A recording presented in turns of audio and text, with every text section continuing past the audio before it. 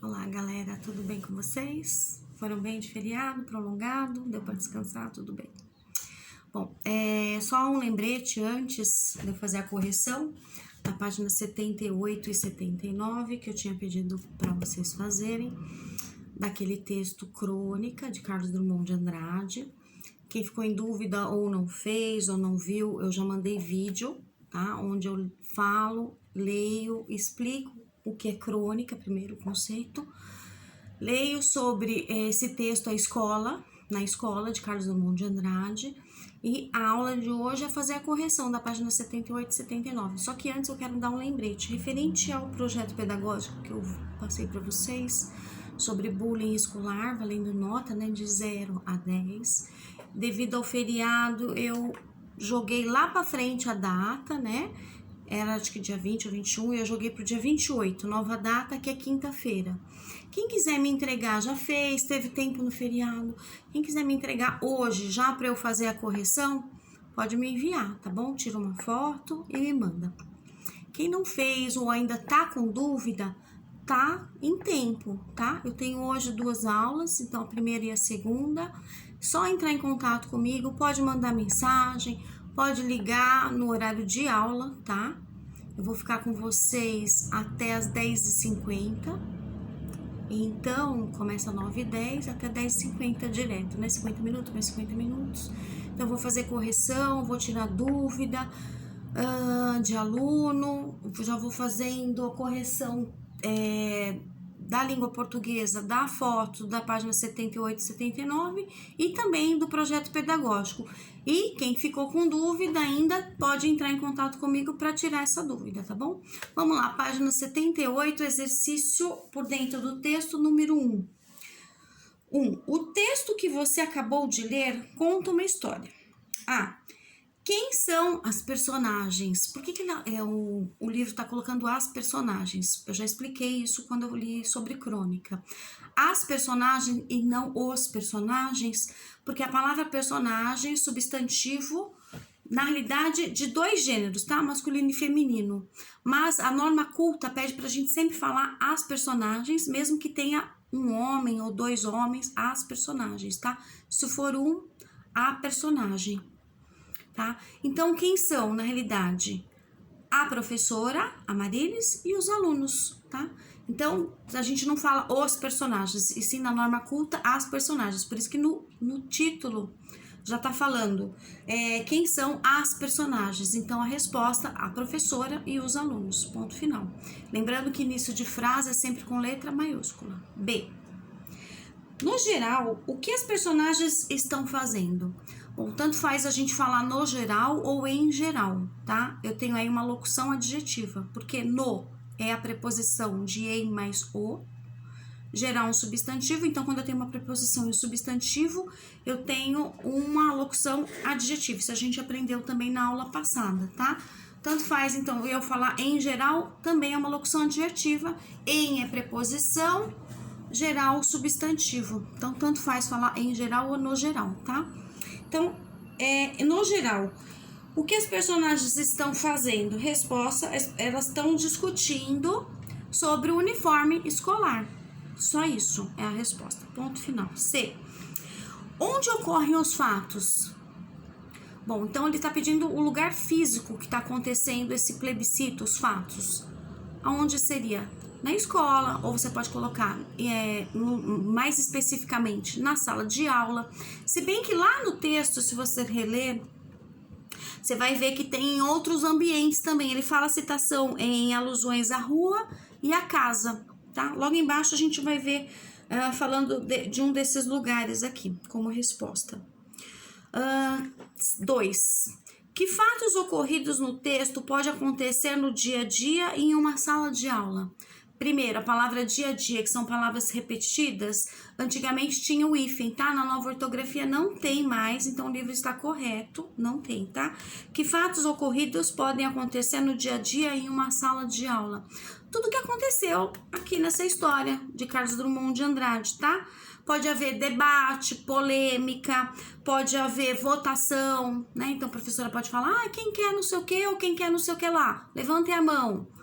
Pode fazer. tá? Aqui no livro a gente tem também, quando vai fazer redação, de ter mais de uma opção, né? Texto em construção, você quer fazer assim ou assado, e a gente faz uma votação, geralmente em sala de aula, né? Então, são essas coisas que tem em comum numa sala de aula de verdade e nessa sala de aula que é o texto de Carlos Drummond de Andrade. Então, você vai escrever lá temas polêmicos, debates, discussões, uma votação, etc. 3. Você entendeu a explicação da Dona Marilis sobre o plebiscito? Explique então do que se trata. Bom, na aula anterior eu deixei um vídeo explicando o que era um plebiscito e falando também sobre Dona Marilis, que a gente já sabe que é a professora. Então, plebiscito vem de democracia, né? Que eu falei até na aula passada. Demo, uma palavra grega, que é governo de muitos. Quando a gente dá o poder para votação para muitos, tá? Quem, na realidade, é a democracia, quem manda é o povo, tá? Mas a gente sempre elege alguém, ou mais de um, no caso o presidente, os deputados, os vereadores, para comandar toda a política, né, da nação, que é um dos sistemas governamentais. Aqui no Brasil é a democracia. Tem outros países que são outros, né? Tem o principado, entre príncipe, rainha, etc. Então, a resposta dessa 3 você pode colocar é sim uma participação popular. Então, a palavra plebiscito quer dizer isso, uma participação popular das pessoas, né? Para discutir uma decisão lá de uma escolha lá da escola, que seria o quê? Os uniformes escolares, né? Sobre isso que eles estavam discutindo. 4. Dona Marilis é caracterizada no texto como uma pessoa democrata. Isso é uma afirmação, tá vendo? Não tem ponto de interrogação. Então, ok, ela faz uma democracia, ela é uma democrata, ela tá fazendo um plebiscito, ela tá escutando, ela tá dirigindo essa reunião. Que atitude pela prova que esta caracterização está correta?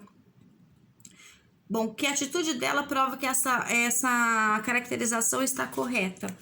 Bom, ela caracteriza logo no começo, quando a gente vê lá no primeiro parágrafo, que ela conduz essa votação, esse plebiscito, né? Quem tá organizando, tá pegando as opiniões, tá falando, ô fulano, anota isso aí agora, anota não sei o que, fulano tá achando não sei.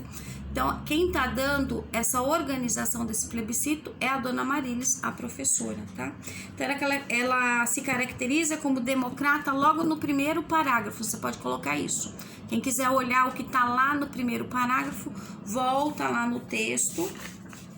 E lá, ó, democrata é Dona Marilis, vírgula, professora na escola pública de uma rua que não vou contar. E mesmo o nome de Dona Marilis é inventado, mas o caso aconteceu. Parou aí. Esse é o primeiro parágrafo que Carlos Drummond de Andrade está falando, tá bom? Tá contando uma história de sala de aula onde tem um plebiscito, onde tem uma votação popular. 5. Escreva o nome da personagem que pode ser caracterizada por palavra ou expressão do quadro a seguir, com base na opinião manifestada do plebiscito. Então, vamos lá, eu vou dar característica das pessoas que estão nessa história, das personagens, alunos ou professora, vamos ver quem eles vão perguntar. Que tem uma característica avançado ou avançada, tanto faz se for para homem ou para mulher. Então, eu posso falar que são os alunos, ó, tem o Renato, Rinalda e Jorgito. Dá uma olhada, por exemplo, o Jorgito, esse último que eu acabei de citar, por que ele é avançado também? Ele tem outras falas, mas logo na mesma posição aqui do livro, ó, eu falei aqui, ó, Jorgito, olha aqui, na mesma posição, quando ele fala, que legal, ó, que não, legal, exclamou Jorgito, o uniforme está superado, professora, a senhora vem de calça comprida e a gente aparecemos de qualquer jeito. Então, essa é a fala do Jorgito, ele tá sendo avançado, né? Ele tá falando, já tá, vem assim a senhora, né, e tudo mais. Eu quero enfatizar, além de ser avançado, a concordância verbal que se dá entre o sujeito e o verbo da oração. Ele tá falando de uma norma inculta, tá? Ou seja, de uma forma errada, segundo os linguistas, porque a gente tem que aprender na escola a norma culta, né? Então, quando a gente fala a gente aparecemos de qualquer jeito, que foi a fala do Jorgito lá no finalzinho desse parágrafo. A gente é uma norma inculta, tá? Primeiro, tá escrito a gente separado, tá certo? A gente usa para pessoas. Agente junto é agente funerário, agente policial, é um tipo de uma profissão, vamos dizer assim. Então, o agente separado também é norma inculta, porém, a gente tem que trocar pela norma culta nós, que é o pronome do caso reto, né? Quando eu falo eu, tu, ele ou ela, nós. Então, é a primeira pessoa do plural, né? As 3 primeiras singular, nós, plural. Vós, eles ou ela seriam as 3 últimas pro plural. Então, nós é a norma culta, tá? E aí, ele fala de uma forma bem errada, quando ele fala assim, e a gente aparecemos de qualquer jeito. Não, e nós aparecemos de qualquer jeito. Aí sim tá na norma culta, tá? A norma correta.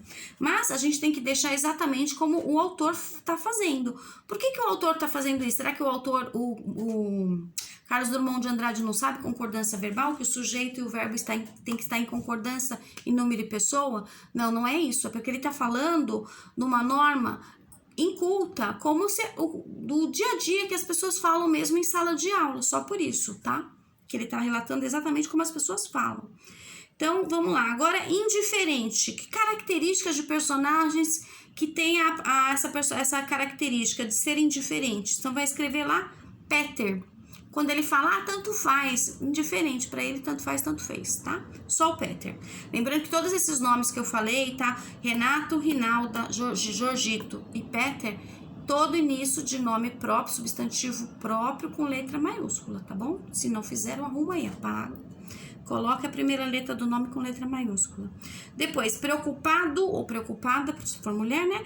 Com o lado estético. Então, temos também 2 personagens. Vamos lá. Aparecida e o Edmundo. Lembrando que esse Edmundo é com D mudo, tá? Tem Edmundo que vai ter I. Tem outros que não, como o Edson, por exemplo. Em geral, tem D mudo, tá?